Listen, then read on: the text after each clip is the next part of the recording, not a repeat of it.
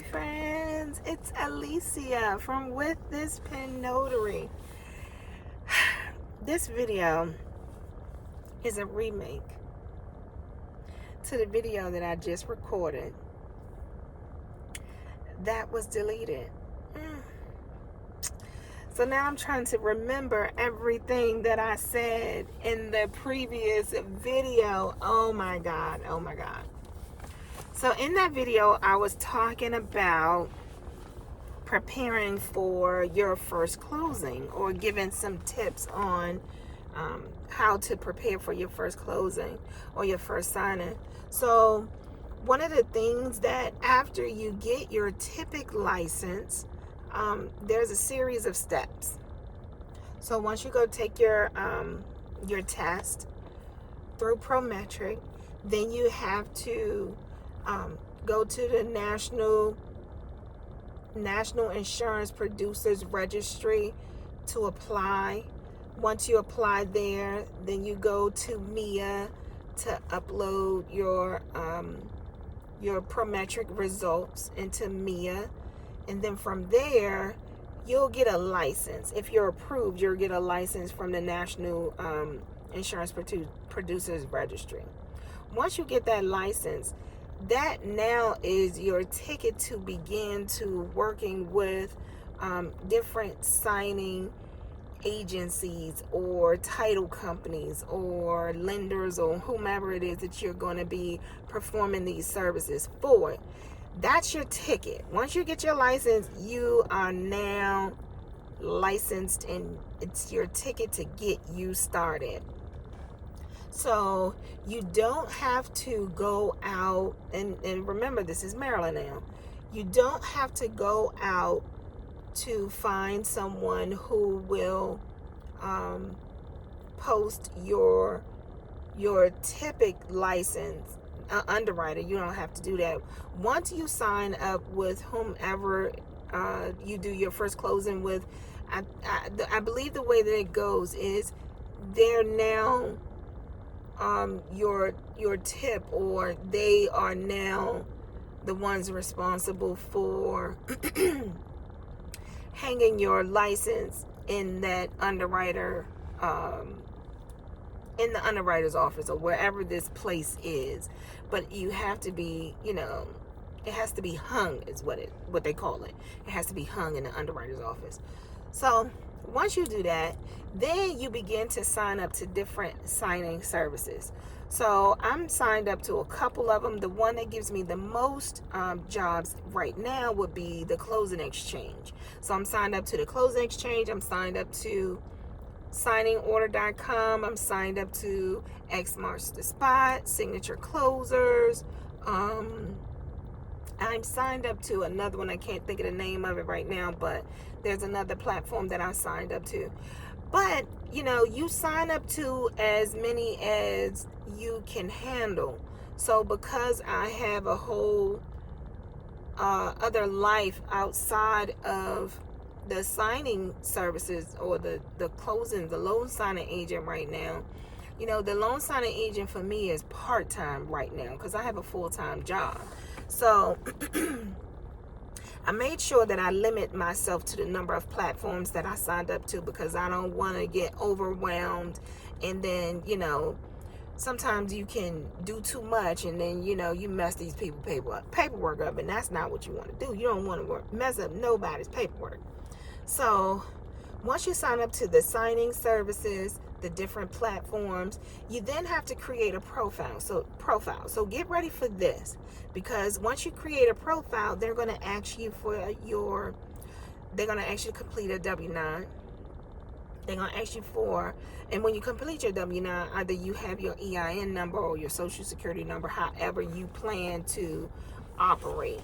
So I provide an EIN number with mine. They're going to ask you for your insurance. They're going to ask you for your NNA background, your NNA clearance. They're going to ask you for, what else they ask you for? Basically, you have to, your ID, you basically have to get a folder ready and have all this information in a folder so that when you upload your profile to the platform, everything is already there for you, and all you have to do is just upload, everything that they ask you for. Get a really nice photo of yourself to put with the profile, and then once you do that and they approve you, you're good to go. So then you'll start to get signing orders. Now they may either come via email, or some of those platforms have apps that if you download the app, it'll come to you via app and you'll get a notification. Now one thing that I do is I have a separate ringtone for when my assignments come. So when my assignments come to my phone, I automatically know what it is because I set up a certain ringtone for that. Once you get your notifications, they'll come to you and it'll say, we have a job for you in this area.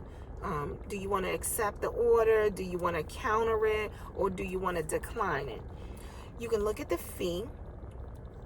Once you discuss or decide whether or not the fee is good for you, then you'll accept it.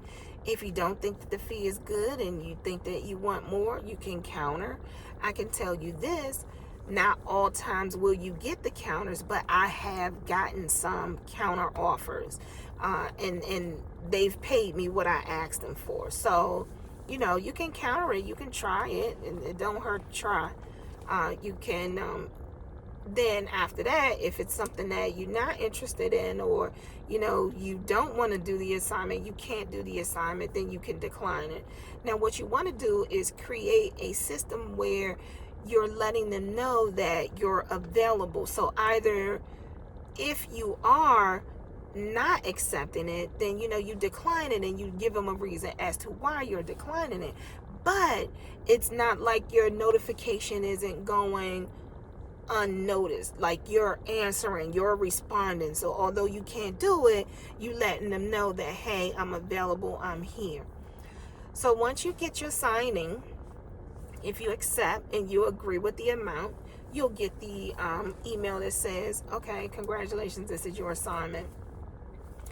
They will either then call you on the phone to confirm that it was in fact you, and if in fact you accepted the offer, what they said that they were going to give you, you're good with it. You get the assignment, they'll send you the documents. Now they may not send you the documents right away. It just depends on when the appointment is scheduled. Sometimes the appointments are scheduled for the same day, and sometimes the appointments are scheduled for days out. If you're kind of familiar with it, then I would say you can go with some of the ones that are the same day. Like for example, yesterday I got an assignment. They called at about 4:00, and I set the appointment time for 7, which allowed for me to prep the documents and get to the client's home in time. So, excuse me. So that works. But if you're new starting out, I would suggest that you look at the time, the date and time that the appointment is scheduled. Now you can't wait too long, because literally these assignments go just like that, like in nanoseconds. So I kind of glance at the date first is what I do, and I already have in my mind which dates that I can't do. So if it's a date that I can't do, then I don't accept it, or a time that I can't do, then I don't accept it. Once you do that, then okay, they'll send you over the documents. When they send the documents over to you, here is a time where you have a chance to go through the documents to make sure that you have everything that you're supposed to have.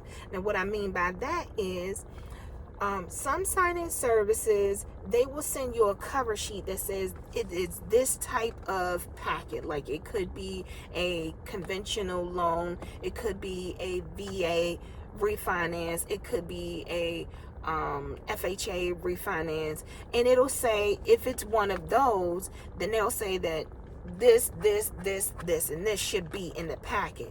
So as you're going through the packet, you're going according to their check sheet. If something is missing, you can reach out to them, say, hey, this document is missing from the package. What do you want me to do? And then they'll either send it to you, or they'll say, don't worry about it, it's okay, that they don't need it. All well and fine. Now what I do is on my screen, I take the packet and I rotate it, because I don't have a dual printer. I have two printers, but my printer is set up for legal and letter, but for some reason it doesn't decipher the two. But that's okay, not a problem. I ordered a second tray. The second tray came. It was too big, so I had to send that back. So you got to make it work. You got to do what you got to do. So I rotated to the side. When I rotated to the side, I now can tell which pages are legal and which pages are letter. If you're going vertical, you can't tell which is which, but if you turn it sideways, you can. So then what I do is I take and I write down the pages that are legal. So I'll tell the printer, okay, print pages 1 through 10 on legal paper. And then I'll say print pages 11 through 24 on letter, and so on and so on.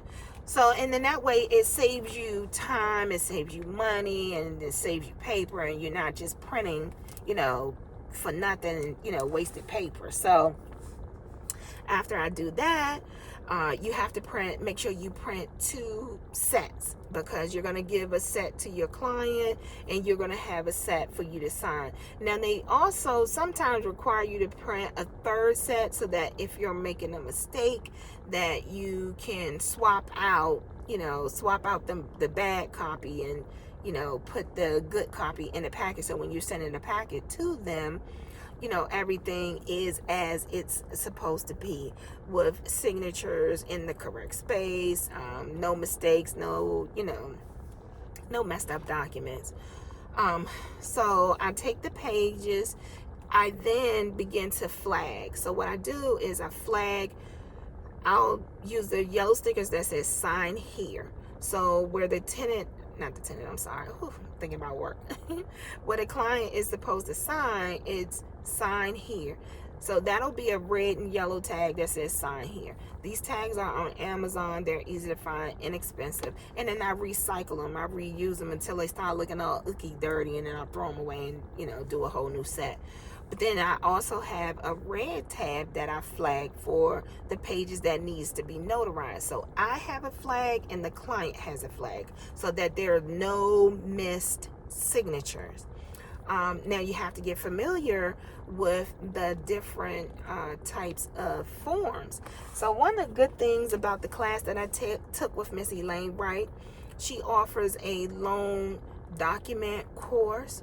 I highly recommend here in Maryland. It's really, really good, and it helps you to get familiar with the different types of forms that you will see that the clients may or may not have to sign, but you'll get familiar with them, so that you'll know when you see it, oh, that's a closing disclosure, oh, that's the refinance affidavit, oh, you'll get familiar with those documents.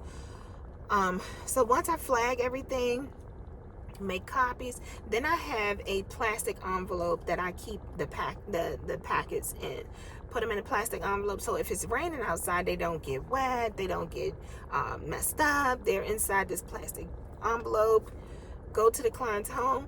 Now, sometimes you may be nervous going into the client's home, which is okay. That's okay. That's to be expected when you're first starting out and you're doing something new, and because you don't want to make any mistakes. So that's to be expected, but it's okay. So here's what I would suggest that you do, and this is one of the things that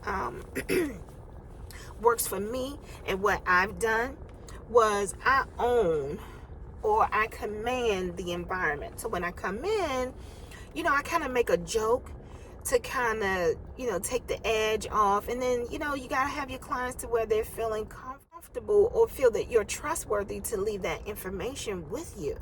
And remember, when you signed up as a notary, this is what you said that you would do. You're a trustworthy individual.